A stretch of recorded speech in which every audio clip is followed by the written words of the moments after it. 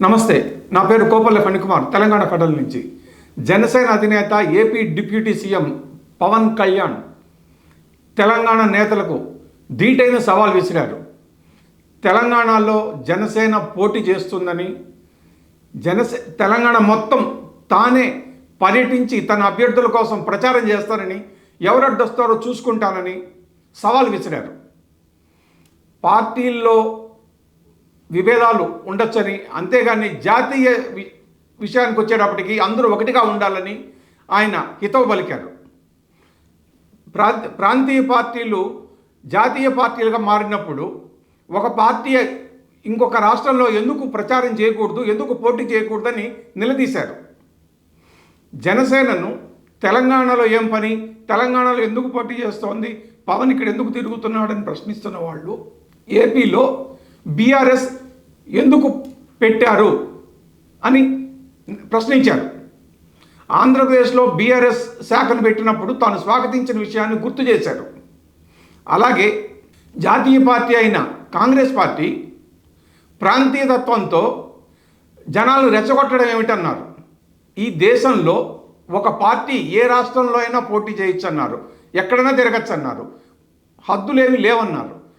తెలంగాణలో తిరగాలన్నా, ఇంకొక రాష్ట్రంలో తిరగాలన్నా ఎవరైనా పాస్పోర్ట్ పెట్టుకుని తిరగాల అని నిలదీశారు ఆయన. సో ఇవన్నీ చూసిన తర్వాత ఇక్కడ అర్థమవుతున్నది ఏమిటంటే, పవన్ కళ్యాణ్ తెలంగాణ నేతల విషయంలో అన్నిటికీ తెగించారు అనేది అర్థమవుతోంది. ఆ విషయం తనే స్పష్టంగా చెబుతున్నారు కూడా. ఏం చేస్తారో చేసుకోండి అంటున్నారు. తనను 24 గంటలు భయపెట్టాలని చూసి కూర్చోబెట్టి ఏదో చేయాలదలుచుకుంటే ఏమీ జరగదన్నారు. కూర్చుని మాట్లాడుకుంటే సమస్యలు పరిష్కారం అవుతాయి, కానీ బెదిరించినంత మాత్రాన పనులు జరగవన్నారు. తాను ఎవరి బెదిరింపులకు లొంగేవాడిని కానని, తాను ఏమి చేయదలుచుకుంటే అదే చేస్తానన్నారు. తెలంగాణ గురించి తాను ఎప్పుడు ఎక్కడ వ్యతిరేకంగా మాట్లాడలేదన్నారు. అలాంటిది తన గురించి, తన ప్రాంతం గురించి, తన పార్టీ గురించి తెలంగాణలో పార్టీ నేతలు ఎందుకు మాట్లాడుతున్నారని గట్టిగా రిటార్ట్ ఇచ్చారు.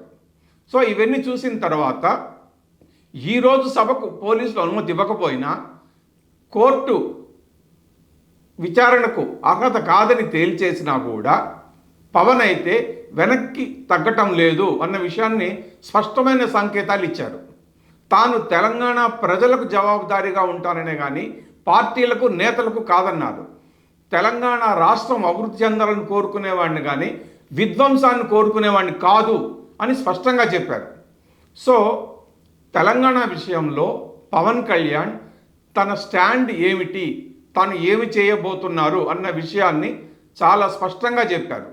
మరి 2 రోజుల నుంచి అటు పిసిసి అధ్యక్షుడు మహేష్ కుమార్ గౌడ్ అయినా, ఎమ్మెల్సీలు అద్దంకి దయాకర్, ప్రొఫెసర్ కోదండరాం, అలాగే తెలంగాణ రక్షణ సేన కల్వకుంట్ల కవిత, వీళ్ళందరూ కూడా పవన్కి ఇక్కడేం పని, జనసేన ఇక్కడెందుకు రాజకీయాలు చేస్తోంది, ఏపీలో చూసుకోకుండా తెలంగాణతో ఏం అవసరం అని రకరకాలుగా వ్యాఖ్యానాలు చేస్తున్నారు, సెటైర్లు వేస్తున్నారు. పొన్నం ప్రభాకర్ రవాణా శాఖ మంత్రి అయితే ఏకంగా పవన్ కళ్యాణ్ను క్షమాపణ చెప్తే కానీ తెలంగాణలో తిరిగేందుకు లేదన్నారు, తెలంగాణలో సభ పెట్టేందుకు లేదన్నారు. అసలు ఈ కండిషన్లని పెట్టడానికి మీరెవరు అని పవన్ కళ్యాణ్ గట్టిగా వాళ్ళని నిలదీశారు.